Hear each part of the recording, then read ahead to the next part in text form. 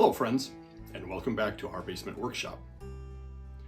Today we're going to bring you along as we transform our family room into an Adventurers Guildhall for our Dungeons & Dragons group. This project has been underway for a little over a year now, and to be honest, when we started it, we had no plans to start making YouTube videos. So we'll apologize for the large number of still photos that we used here. When we bought our home back in 2004, it already had a finished family room in the basement. It served a lot of functions over the years, but for the past decade or so, it had become something akin to a dad cave. And we decided that it was time for a change. Work commenced on November 24th of 2024. The first couple of days were all about moving things out of the room so that we could get started. This was harder than it sounds because we needed to find places to stash everything while we did the work. We began working on the walls on the 26th. We started by painting the seams that denote each plank a dark brown to accentuate them. Next, we applied the same dark brown to each of the knots in the paneling. We wanted these imperfections to stand out after the final step, which was to apply a water-based stain over the painted paneling. The stain collected in the depressions, causing them to really stand out. We ordered these flickering flame light bulbs to give the effect of torchlight in the room. With the walls finished, we remounted the TVs and started painting the floor on December 1st. We needed to leave a temporary path so that we could still get to the laundry room. Once the top coat was dry enough for heavier traffic, we painted the rest. We painted the cord conduits to match the walls, and they blended in nicely. Around the same time, we purchased a new sectional, a couple of sideboard cabinets, and a rug, all to be delivered over the next few days. The sideboard cabinets arrived on December 3rd, and we assembled them immediately.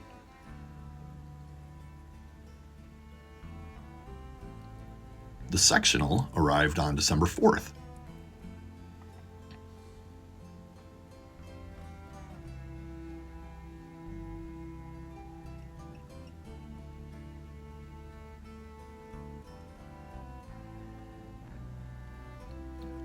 Our furry friends were all quite interested in what was going on.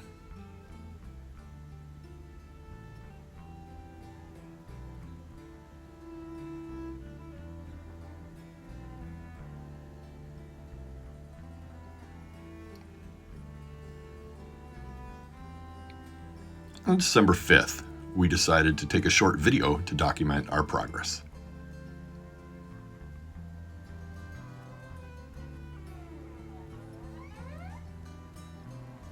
The rug also arrived on the 5th. Oddly, it was folded rather than rolled, so there were some kinks and creases that would need to flatten out over time.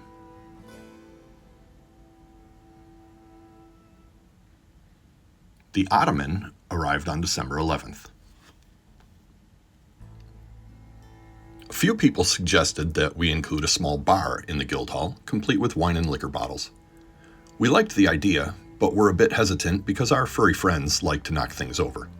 So we picked up a few of these wooden boxes, painted them with a watered-down mixture of brown and gray acrylics, and then added labels that depicted beverages from our D&D campaign world.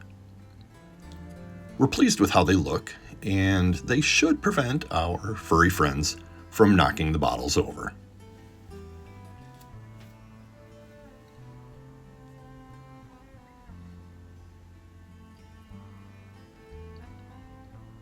The house's original owners cut a window in one of the walls for a 4-foot-long fish tank that sat in the next room. When we moved in 20 years ago, both of our kids were toddlers, so we bought a piece of chalkboard and covered the hole. The opening is framed, so we decided to replace the blackboard with a huge map of the northern Sword Coast. We printed it on regular 8.5 by 11 copy paper, trimmed the borders, and taped it together. If you get up close, you can spot some errors and imperfections, but we think it does the job. My only complaint is that it ought to be higher up on the wall, but the hole was probably cut during the 1980s or 90s, so I can't really be too upset about it. The sword and wall mount were both Christmas gifts from our daughter. Our son contributed this wall art. The characters depicted are Minsk and Boo, heroes of the Forgotten Realms in Dungeons & Dragons. As 2025 arrived, we were slowly adding and adjusting decor within the space. The foam shield centered above the TVs bears the in-game heraldry of my D&D character, Lord Aladon Tresendar of Phandalin. To either side of it, we added the house crests of several Waterdavian families that have aided the good people of Phandalin in one way or another. On January 11th, 2025, we invited several members of our Sword Coast Adventurers Guild to help us officially open our new Guildhall.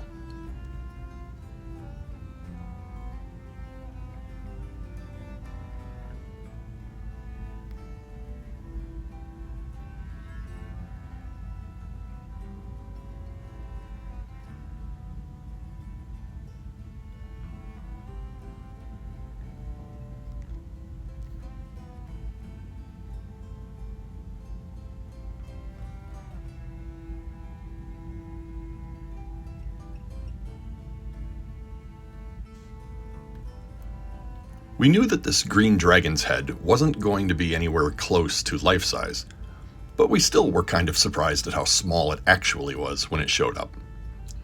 So we spent some money to get the officially licensed D&D replica from WizKids. The trophy depicts Venomfang, a young green dragon killed by our adventuring party during the Lost Mine of Phandelver campaign. On the 23rd of March, we decided that it was finally time to tackle the last significant part of the project, the staircase and landing. The walls were painted to match those inside the Guildhall. Most of the cats were uninterested in this work, but Maisie was entranced through the entire process.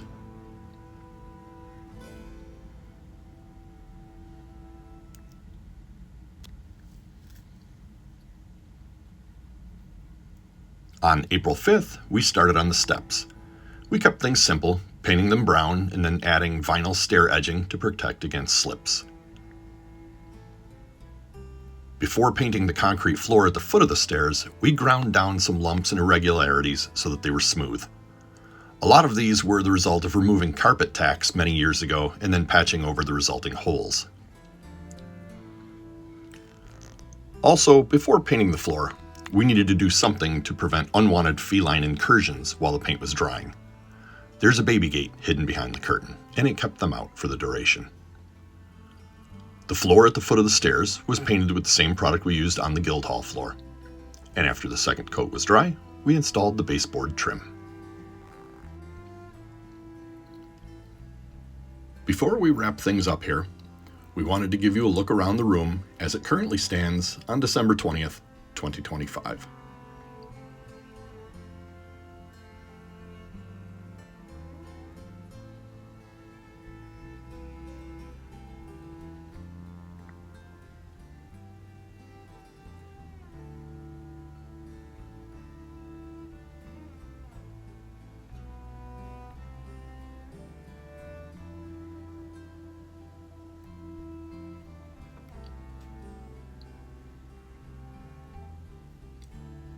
If you enjoyed this video, please give that like button a click and consider subscribing to the channel. If you've got ideas about things that might be fun to add to our Guildhall, please don't be shy. Let us know about that in the comments.